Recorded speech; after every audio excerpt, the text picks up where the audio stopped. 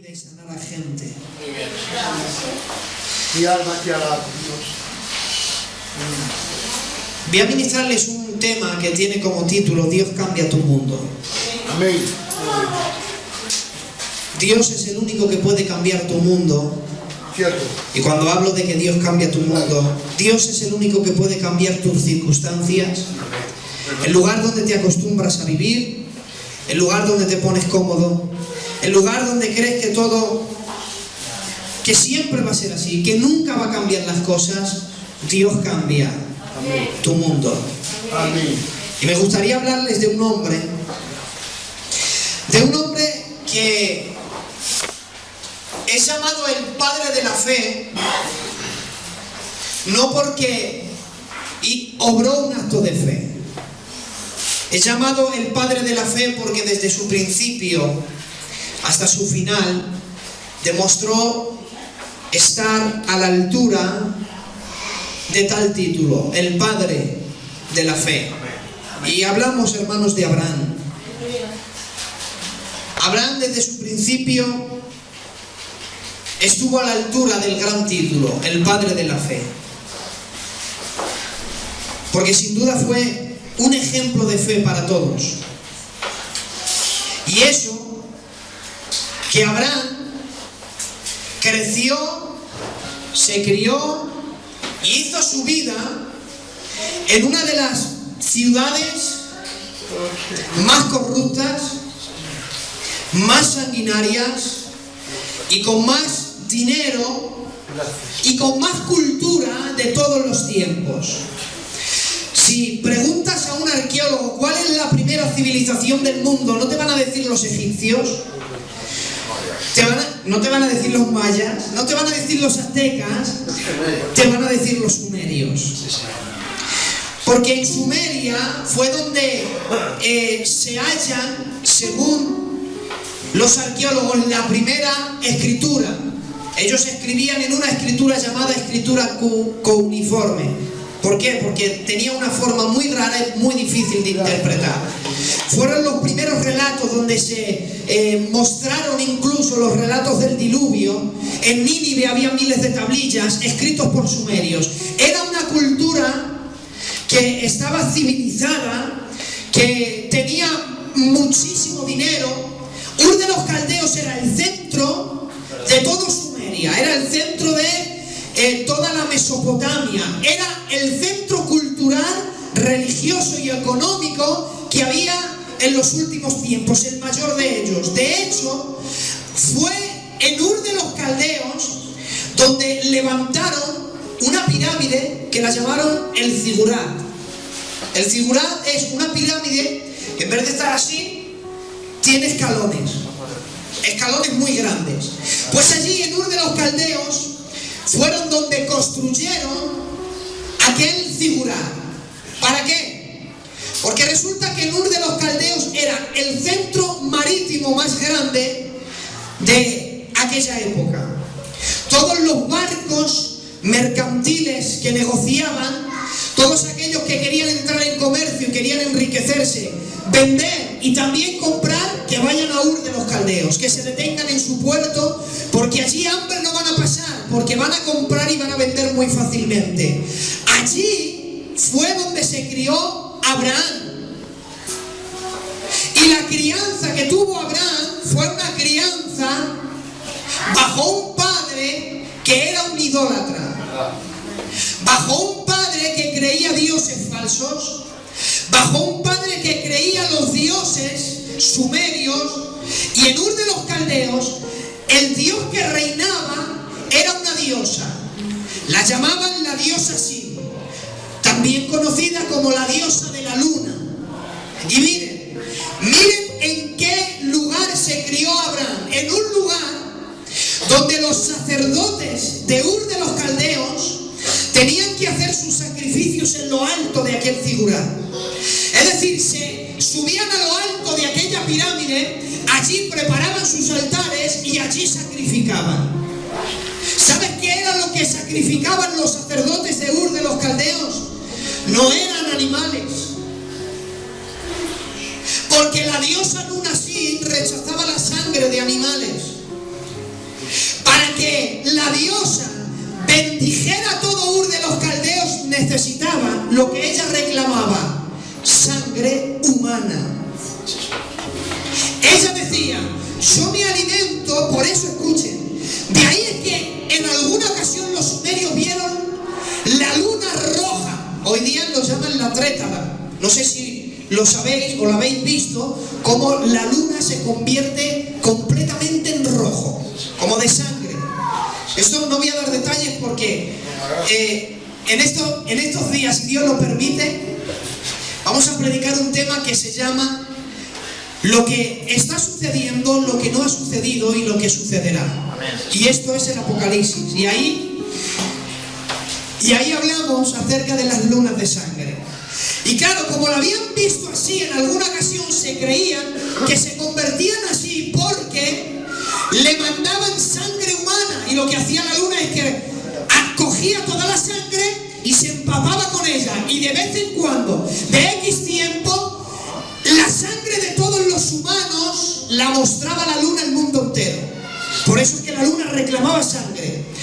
¿Sacrificaban a quién? A personas. Pero sacrificaban a condenados, asesinos, a delincuentes, porque aquello era una ciudad pacífica. Todos los delincuentes que eran condenados no eran condenados a meterse presos, sino a morir en aquel altar alto de aquella ciudad. Allí se crió Abraham. Allí Abraham creció, Abraham tuvo sus primeros amigos, Abraham conoció a su novia, Sarai, y Abraham allí se casó. Abraham había formado toda su familia. Tenía 75 años cuando ocurre esto. Génesis 12:1. Pero Jehová había dicho a Abraham: vete de tu tierra y de tu parentela y de la casa de tu padre a la tierra que te mostraré. Y haré de ti una nación grande y te bendeciré y engrandeceré tu nombre y serás bendición. Tenía 75 años cuando Abraham recibió esta palabra. Oiga, Abraham ya tenía sus creencias bien arraigadas, sus costumbres bien cimentadas. Abraham tenía una vida, ya tenía un hogar construido en Ur de los Caldeos. Y ahora, porque alguien ha recibido una palabra que era diferente a todos los dioses, le ha dicho: sal. Y Abraham, sin decir una sola palabra, sin llevarle la contraria, se marcha de aquella tierra. Ha abandonado aquellos dioses crueles, ha abandonado aquella tierra de riqueza, ha abandonado su lugar cómodo para seguir a alguien que simplemente le ha hablado. Por eso es que es el ejemplo de la fe, porque la fe no es por vista, es por oído. Por eso la Biblia dice: mis ovejas me oyen y me siguen. No dice me ven y me siguen. Por eso es que Dios nos compara como ovejas, porque las ovejas son semiciegas. Dios, escucha, ha salido de aquella tierra, y una vez que ha salido, entonces Dios ha cumplido la primera promesa: vete de tu tierra y de tu parentela a la tierra que te mostraré. No le mostró ninguna tierra hasta que hizo dos cosas: salir de su tierra y de su parentela. Y muchas veces nosotros nos quejamos de que Dios no nos muestra nada, de que Dios no nos muestra el propósito que tiene para nosotros. Escuchen, ¿de cuál tierra tienes que salir? Hay tantas tierras en las que estamos afimentados y vivimos a gusto y vivimos cómodos. Hay muchas tierras, las tierras de los vicios, del odio, del rencor, de las dudas. Hay un montón. Pon el nombre a tu tierra que no quieres salir. Si estás allí en aquella tierra viviendo, ¿cómo Dios te va a mostrar lo que Dios tiene para ti? Si Dios te está pidiendo que salgas de esa tierra. No solamente sal de tu tierra, sal de tu parentela. Porque oigan, en el cristianismo no existe familia. Y tenemos muchos problemas cuando mezclamos la familia con el cristianismo. Y Jesús, cuando vino, nos dio un mensaje todo lo contrario. Dijo: yo no he venido a traer paz, sino espada, y a poner en contra, escuchen, la suegra de la nuera, el padre del hijo, el hijo del padre. Y uno dice: ¿y qué lía el Señor con nosotros? ¿Sabes qué qué está diciendo esto? Escuchen, la Biblia nunca se contradice, pero el Señor nos enseñó que en un hogar donde hay un cristiano y todos inconversos, hay una guerra. Una guerra entre la luz y las tinieblas. Una guerra donde las tinieblas nunca entienden a la luz. Por eso siempre habrá disensiones, choques. Porque siempre harán la guerra. Bueno, lo digo bien. Siempre los de las tinieblas harán la guerra a los de la luz. Porque los de la luz no tienden a hacer guerra a las tinieblas. Muchas gracias, Jesús. Gracias. Por eso piensa, ¿eres el que hace la guerra o eres a quien le están haciendo la guerra? Dicho de otro modo, ¿eres Saúl o eres David? ¿Eres el perseguidor o eres quien está siendo perseguido? Oigan, la fe produce muchas cosas, cambia tu mundo. Y una vez que has salido de aquella tierra, que ya se ha olvidado de aquellos dioses, Dios le dice: mira, Abraham, ¿tienes hijos? No, Señor, no tengo hijos. Bien. ¿Cómo te llamas? Abraham. ¿Sabes qué significa Abraham? Padre bueno. ¿Y no tienes hijos y te llamas cómo? Padre bueno. Y dice Dios: no me gusta tu nombre. Te lo voy a cambiar. Oigan, escuchen, llevan 75 años diciéndole, cada vez que le llamaban, Padre bueno, y no tenía hijos. Santo Dios. Llevan 75 años diciéndoselo día tras día cada vez que le llamaban. Dice Dios: no me gusta tu nombre, te lo voy a cambiar. Santo Dios. Oigan, imaginaros el alivio que tenía Abraham. Menos mal, me va a cambiar el nombre, a ver cómo me va a llamar. Un nombre que signifique marido bueno. Le dice: no, te vas a llamar Abraham.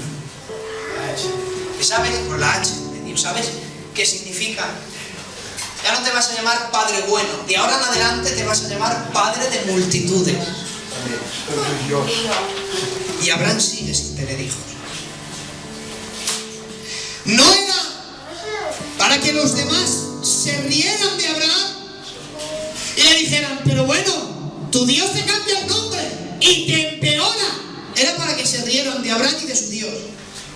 Pero pese a todos los pronósticos, Abraham guarda silencio, porque sabe que aunque Dios ha empeorado sus cosas cambiándole el nombre, sabe que hay un propósito detrás de todo esto.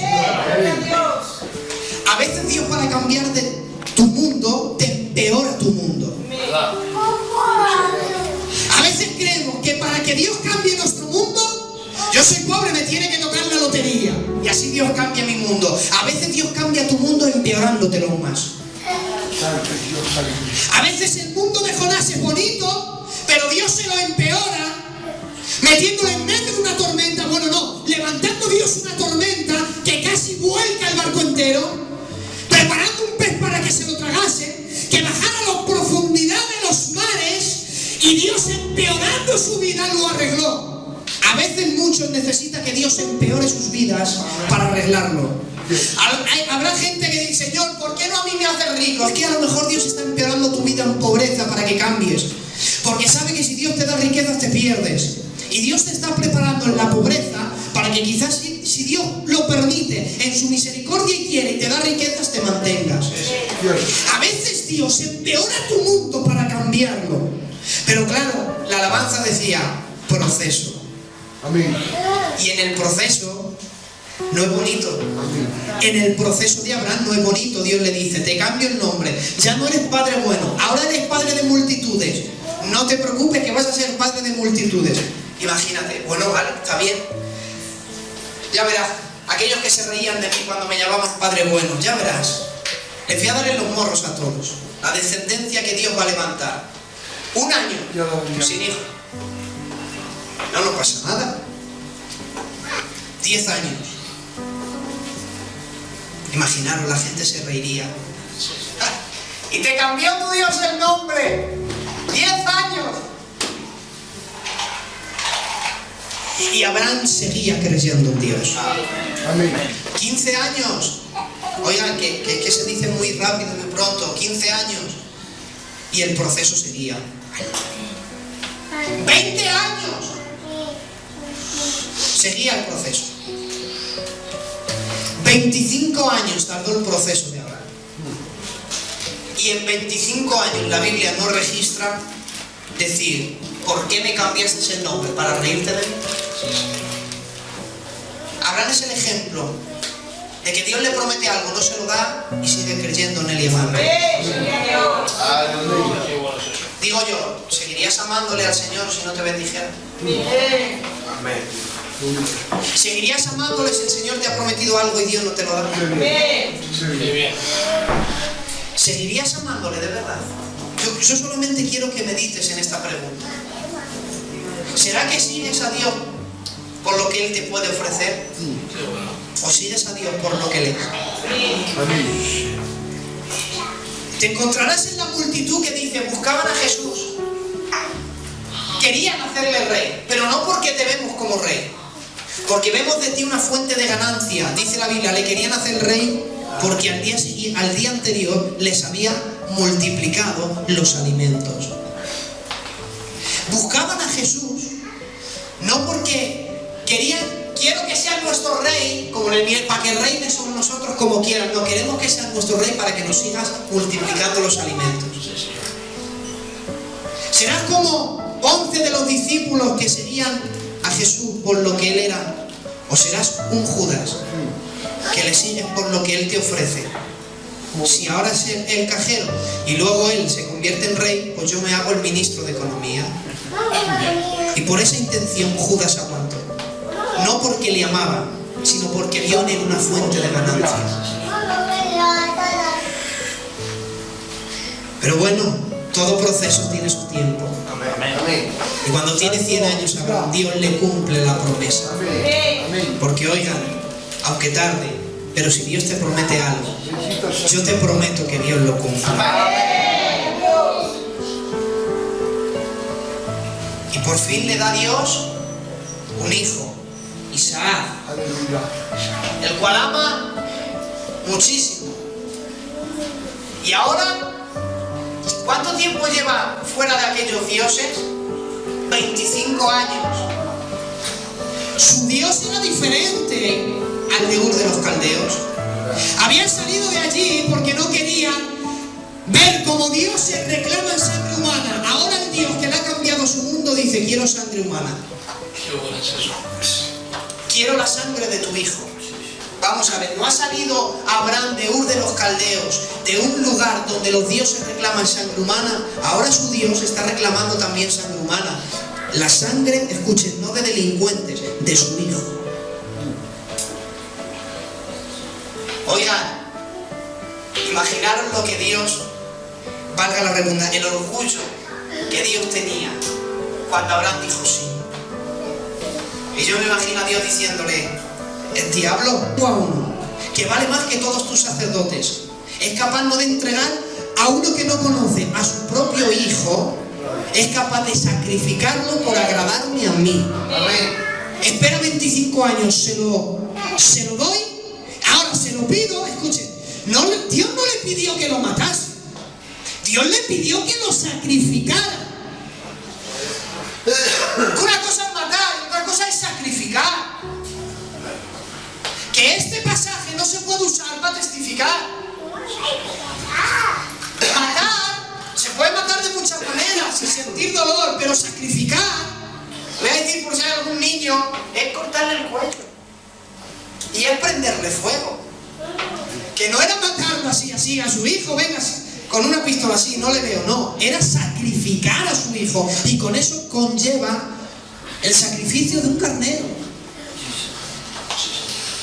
Le degollaban y le prendían fuego hasta reducirle a cenizas. Eso era lo que Dios le había pedido, y eso era lo que Abraham iba a hacer.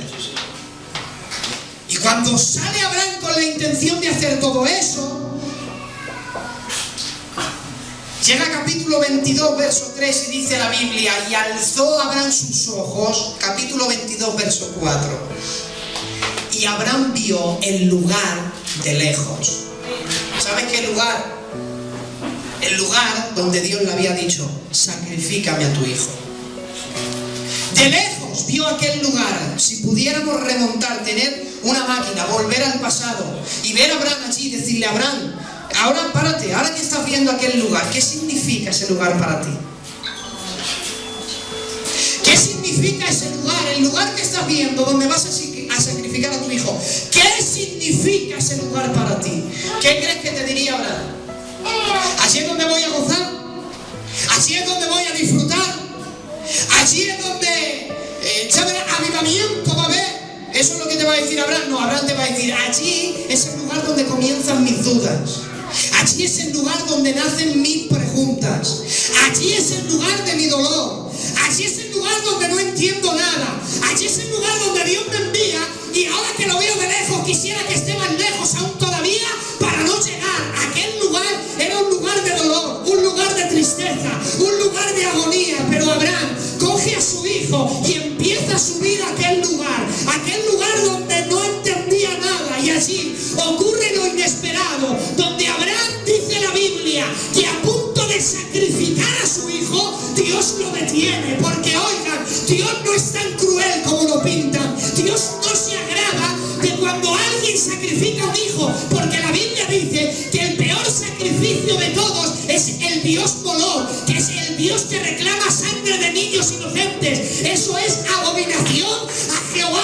Y en el último momento Dios le dice, detente, no te voy a permitir que hagas eso. ¿Saben por qué? Porque la Biblia dice que en su corazón Abraham lo hizo. Porque si hay algo que Dios pesa por encima de los hechos, es la intención. Amén. Oigan, pero es que es muy difícil hacer eso. Oigan, con que lo tengas en el corazón y tengas la intención en ello, para Dios, hay un texto que dice, Dios pesará las intenciones del corazón. Porque para Dios una intención cuenta igual que un hecho. ¿Cuántas malas intenciones tienes hacia la iglesia? Oigan, cuentan igual que un hecho. Porque con toda una intención igual que un hecho, no le detengan. Yo ya sé que eres capaz de sacrificarlo, pero oigan, es cierto que Abraham creía en algo único, que Dios le iba a resucitar. Iremos, adoraremos y volveremos. Dios sí le iba a resucitar, pero oigan, el proceso de sacrificarlo. Vale, que sí, que yo, muy bien, que yo creo que puede resucitar. Pero ¿y el proceso de sacrificar? Nunca hablamos de eso. Pero Abraham sabía que Dios iba a cambiarle su mundo. Y vaya, otra vez, Dios estaba empeorando las cosas, pero en el último momento Dios dice no, y cambia su mundo, y dice vuelve, regresa. Y Abraham regresa más contento que nunca. Abraham ya se ha olvidado de aquel lugar. Dejémosle descender del monte y detengámosle y le digamos, vuelve a mirar. A mí me hubiera gustado volverle a hacerle esta pregunta. Para. Ahora que ya has visto lo que ha ocurrido allí, date la vuelta, ahora lo ves de lejos. ¿Qué significa ese lugar para ti? ¿Qué te diría, Abraham? ¿Como la primera vez? ¿Que es el lugar donde nacen las dudas, las preguntas, los tormentos? ¿Te diría eso, Abraham? ¿Sabes qué te diría, Abraham? ¡No! Allí vi la mano de Dios, me detuvo. Allí es el lugar donde vi la mano poderosa de Dios. Allí es el lugar donde se afirmaron las promesas.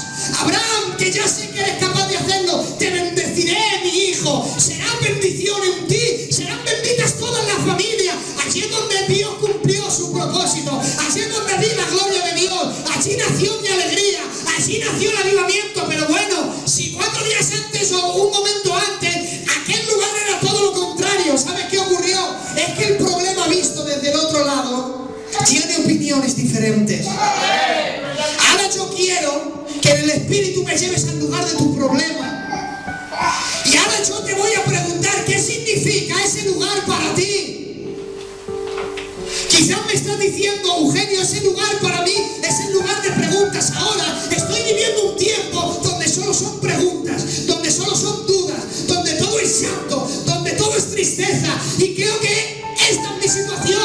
Eso es lo que significa este lugar para mí. Pero espérate a que Dios cambie tu mundo, que luego te volveré a hacer la misma pregunta. Porque escuchen, cuando Dios cambia tu mundo en las peores situaciones, aquel lugar se convierte en el lugar más glorioso de tu pensamiento. Y si no, haz la prueba. ¿Cuándo es donde más has visto la mano de Dios? Dios en tus problemas más grandes, aquel problema se convierte ya no en el lugar de la tristeza, sino en el lugar donde Dios cambia todo. Y si no, vayamos a los hombres de la Biblia. ¿Dónde nació la mayor gloria de José? En la cárcel. Olvidado, difamado. 10 años allí preso llevaba. Luego tuvo que salir, estuvo desde los 17 hasta los 30 en una vida de proceso, pero en la cárcel, en su último momento, cuando ya todo lo tenía perdido, allí es donde vio la mano de Dios, le sacó y le puso como el segundo en toda la tierra de Egipto. Y Moisés, ¿dónde vio su mayor gloria? Donde Faraón le decía, no dejo salir a tu pueblo. Cuando Faraón se oponía, es donde más vio la mano de Dios en todo Egipto. Josué, donde más vio la mano de Dios, no fue cuando caminaba al lado de Moisés, era cuando había el Jordán que se detenía frente a él y no podía pasar. Allí vio como Dios dividía las aguas. Fue frente a Jericó, donde no podían ir al otro lado, pero Dios con trompetas derribó aquella muralla que nadie podía derribar. Samuel, donde más gloria vio, no fue cuando predicaba al pueblo, fue cuando Dios le decía por las noches, Samuel. Y dice la Biblia, él siendo niño asustado decía, ¿por qué me llamas, Eli? Fue en su peor momento donde vio las mayores bendiciones. David, las mayores bendiciones no las vivió en el palacio, las vivió detrás del redil de las ovejas, cuando su padre y sus hermanos comían y decían, él no coma, vamos, que se muera de hambre. Ahí está bien en el campo. Allí es donde mayor vio la mano de Dios, porque hasta allí fue Dios a rescatarle. Yo no sé en qué lugar estás, pero saben, Dios va a ir hasta allí a rescatarte y Dios va a cambiar tu mundo. No sé si hay alguien que crea esta verdad, pero allí donde estás, donde todo tu mundo es tristeza, donde todo tu mundo es agobio, hasta allí irá Dios a rescatarte para cambiar tu mundo.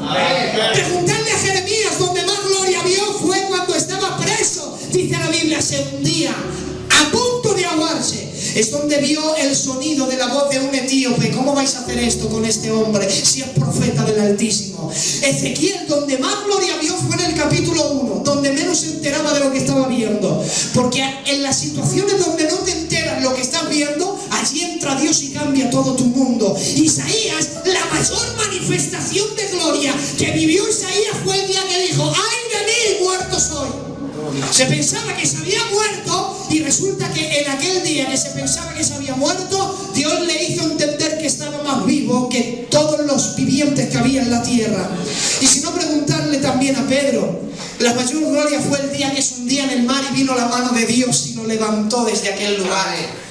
Te quiero decir que Dios nunca va a dejar que lleves sus límites. Dios nunca, te ama Dios tanto que no va a pasar ese límite. Dios no va a permitir una carga que no pueda sobrellevar. Y con esto termino con una anécdota preciosa que me encontré hace muchos años. Dice que en el año 1860 los barcos mercantiles, aquellos que en los paseos marítimos donde hacían mercancías, dice que establecieron una ley para todos aquellos que querían comerciar. Él decía, bueno, todos los barcos que quieran ser comerciantes, donde tienen que llevar carga de género a otros sitios, vamos a establecer una ley. Fuera del barco, ya daba igual que fuera blanco, rojo, azul, da igual el color. Decía, todos los barcos tienen que ser de un color menos rojo, porque yo voy a poner una marca. Establecían unos hombres, los que llevaban el tema de la mercancía, pintaban en los barcos una mancha roja. A esa mancha roja la pusieron un nombre, el nombre del inventor de todo esto, Prison. La llamaron la marca Prison. Decían, venga, a cargar. Y empezaba todo el mundo ahí a echar mercancía y a echar mercancía. Y la gente veía como aquella línea roja se iba hundiendo en el mar. Pero antes de hundirse y desaparecer en las aguas, parar, deteneros, ya no echéis más carga. Porque el barco tiene que navegar siempre y cuando se vea la marca Prison. No podían tapar la marca, si no el barco no zarpaba. Dios ha puesto en cada uno de nosotros una marca de su bendita sangre. No va a permitir que echen más carga de la que tú puedas soportar. Porque el día que tengas más carga de la que puedas soportar, Dios te dirá: a este no le molestéis, dejadle donde está. Porque si hay algo que Dios es comprensivo. Dios te comprende. Dios no va a permitir que lleves una carga que no puedas soportar. Por eso, en el lugar de tu problema, tienes que creer que Dios puede cambiar tu mundo. Yo quisiera acabar con esta alabanza con la que he empezado.